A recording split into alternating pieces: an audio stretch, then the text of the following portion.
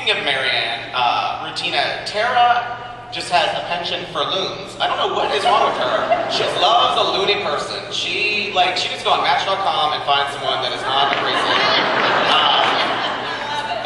And now she's with Franklin, who again is a complete psychopath. But awesome. I mean, James Frank is awesome. I mean, why is she drawn to these people? Is she searching for something? I mean, what is it? Looking for love, it's on the run. I don't know. I just think she attracts these types of people who, love to see someone who plays the victim all the time. I think when Tara actually gets close to loving someone or gets intrigued by someone, she immediately runs away. Yeah. Like we've seen her do it with Sam, we've now seen her do it with James. She's like, I think I kind of like you, I'm gonna go over here. Right. And I think that's an insecurity that she has and this defense mechanism that she puts up. And I think that's learned from her childhood. Yeah. Because, she has no father around, and usually women who grow up without a man in their life, they usually have some male issues. She's a little unstable right now, but I'm hoping for some stability in the near future. Speaking of being drawn to disturb people, Sam, Sam's family is pure Maury Povich trash. He needs a DNA test up on this piece because they are. So why is Sam so intent on helping them? Because they're clearly not well-balanced people. Why do you think that is? Well, I think Sam is really, really intent, wants to help his brother. And the family kind of goes along with the brother. Unfortunately, that's not going to be necessarily the best thing in the end. But, Dennis, I was on set in I think March, and you and I I was lucky enough to talk to you, and you had created this entire backstory for Russell that was kind of fascinating because you're a total history buff, right? Too much time on my hands. Yeah. So tell me, if you can share with the audience a little bit of what you sort of created for Russell. Well, Alan gives us a great skeleton or starting point, and then he encouraged us to go ahead and fill things in. He's incredibly generous that way. And I would write him these long, scary stalker emails where I would say, I think it's really cool if he was alive in 2800 BC where he was a Celt or he was a pagan.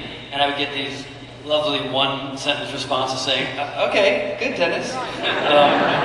But I laid off after a while, but I love doing research, and it doesn't always end up in the actual script, but for us it's really important because it kind of informs how we behave, informs how we think. And it was a great opportunity with this character to, create a vampire who had such an ancient way of thinking, a different morality, a different way of relating to humanity, a different way of relating to werewolves.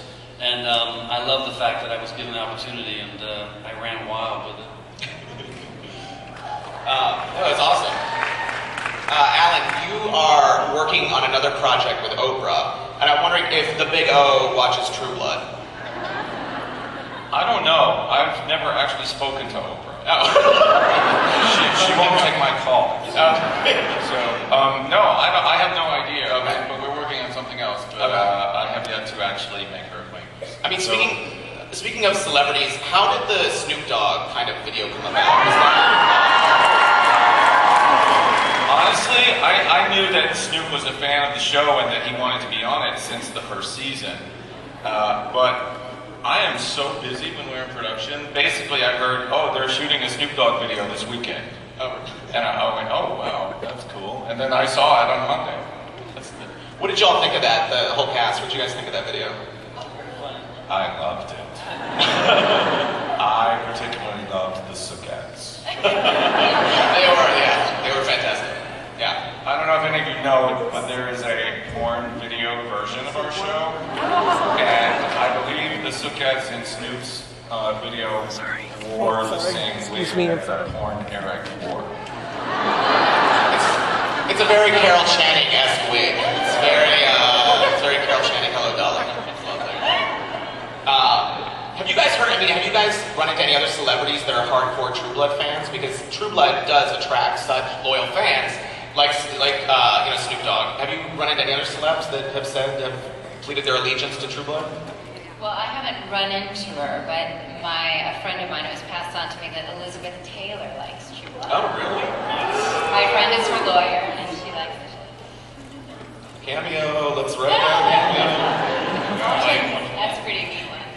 Like the vampire queen of Lady Town. I don't know what she would be, but Anne Rice is a huge fan of the show.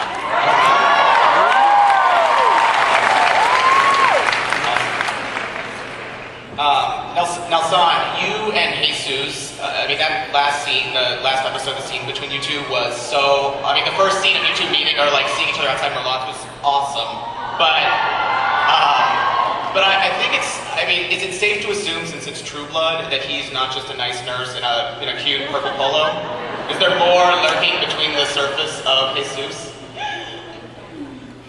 don't know. I guess you have to wait and see. Oh, you can't. But has that that relationship, has that been a fun one to play? Because finally Lafayette's getting some loving.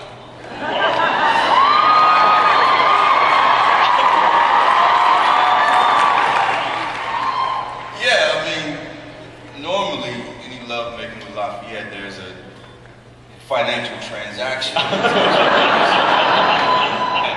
But it is good that you see the other side, to where the softer side of Lafayette, to where he's falling for somebody.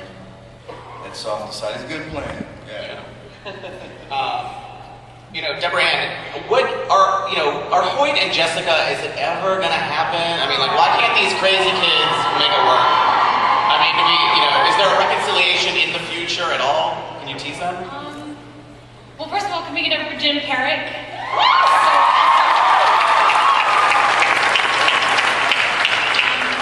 I mean, I always sort of thought that if I did my job, I would know that if everybody in the world fell in love with Hoyt Fortenberry. So if that's true, then I feel really good. But I think, particularly for young people, you have to kind of figure out who you are and learn to love yourself before you can love someone else, really, truly. And I think with the confusion right now of being a vampire, I don't know if Jessica loves herself very much. So we have to wait for that to happen first. She sort of had like a little bit of a not a bromance, but like a lady romance with Pam a little bit, I feel like in the first couple episodes. That was, yeah. Did you guys have fun with that? I loved that. I kind of want more of that. It was like a little like Charlie's Angels of vampires or something. If you're asking for a behind the scenes answer. Well, that's a secret. Okay. Yeah, it was fun, and I think she's sort of Auntie Pam. Right now Jessica has no mentor. How to cut up bodies, Auntie Pam. Always here to help.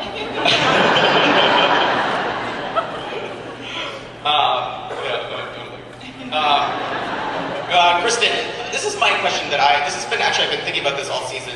Do you think Eric is more loyal to, if he had to choose between Pam or Sookie, who would he choose? Oh, jeez.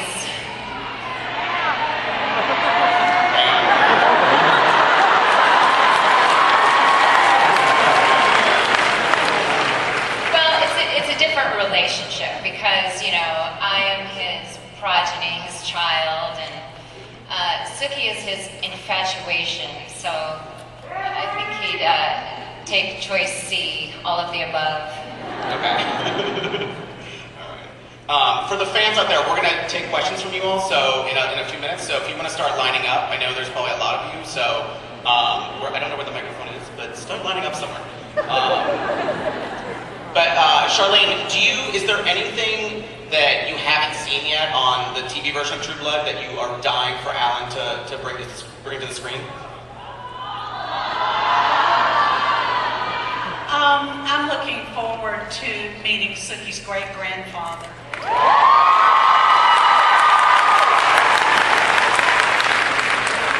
Have you had a favorite episode of True Blood so far? Or is there one that you really thought, I love this one? This one captured what I was trying to... I Will Rise Up. Yeah. That was, yes. Yeah, that was amazing. But then I find something to love in every episode. Yeah, totally.